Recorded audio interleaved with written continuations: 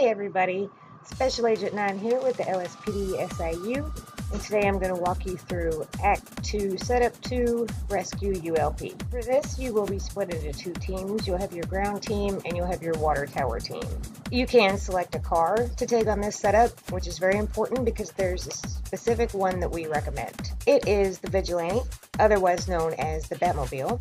And you will find out why we recommend this vehicle a little bit later on in the video. You do not have to drive the Vigilante to the location. You can still go in a four-door car so that you can trip skip or so that you can all ride together. Once you arrive at the location, before you actually pull into the courtyard area, the person who chose their Vigilante from the selection screen, all they have to do is get out of the vehicle, go into their menu and request personal vehicle, and then they will now have access to their Vigilante so they can pull it inside to the area.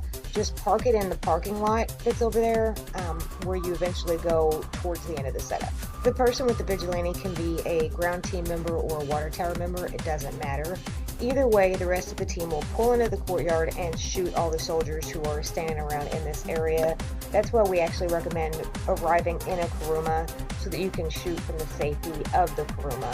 When the soldiers are dead, the ground team will hop out of the car, and the water tower team will then drive the Kuruma over to the water tower area. The ground team needs to go ahead and wait a moment for everybody to regroup and start to get into position. You can set up your weapon wheel, do whatever you need to do at this time. Here's another little trick that will help. Park the Kuruma or whatever vehicle you arrive in at the base of the ladder of the water tower.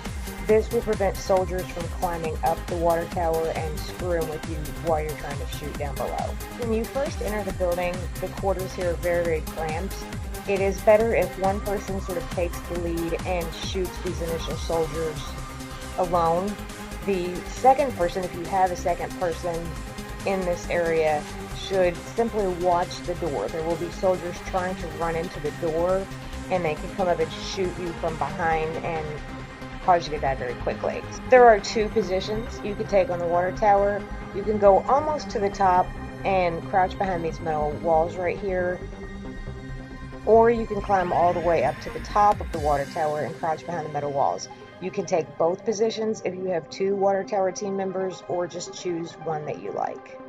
Either way, we do recommend actually going to the water tower. A lot of teams do things where they send the water tower team to go wait by the door and all sorts of things like this.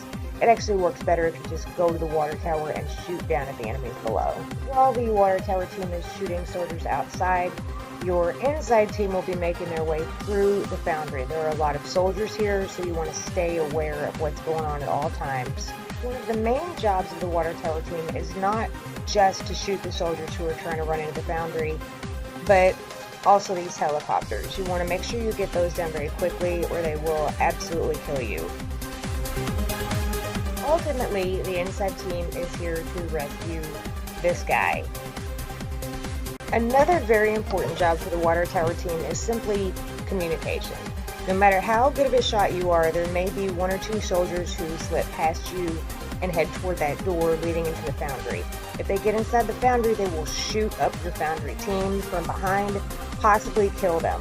So if you know that a person has slipped past you, you need to shout out to your foundry team that someone's coming inside so that they can be on the lookout for anything that comes along behind them.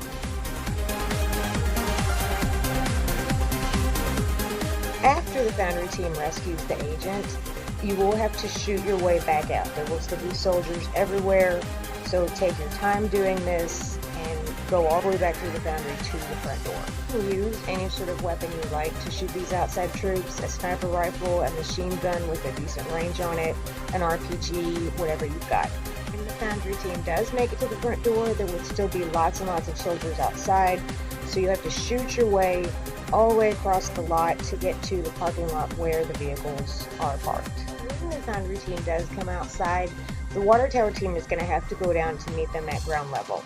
This is not as easy as it looks. You can fall off these ladders and die, and in the setup, I personally have done it more than once. The best thing to do is simply take your time. Sort of pause at the top of the ladder, slowly move forward, and climb down to avoid falling and dying. If you follow the walkthrough precisely, you will have a vigilante waiting in the parking lot.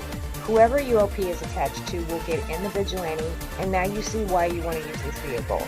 It has the rocket boost on it, it has missiles on it. There will be a lot of vehicles chasing you, but when you have a rocket boost and missiles, they can't really do anything to hurt you.